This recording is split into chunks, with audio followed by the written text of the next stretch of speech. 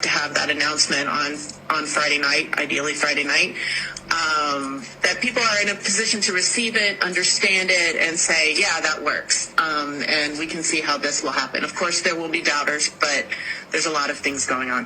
What we want to hear from you today is what you think the priorities would be in order to go about setting expectations appropriately in public about how we would execute Title II.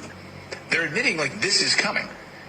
And they're saying that they managed to pull their money to safety. The rich people will pull their money to safety ahead of time.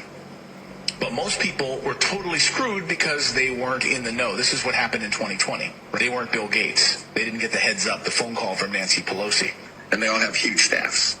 But I would be careful about the unintended consequences of starting to blast too much of this out in the general public.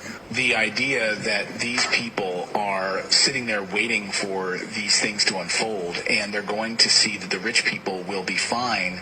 And he brings up the point throughout the meeting where we've got to try to basically convince these rich people just to keep in the system. It's kind of like the Bernie Madoff story again. You can tell whether people understand how who's going to be protected, who isn't going to be protected. Moves because we alerted them. They sold their stocks.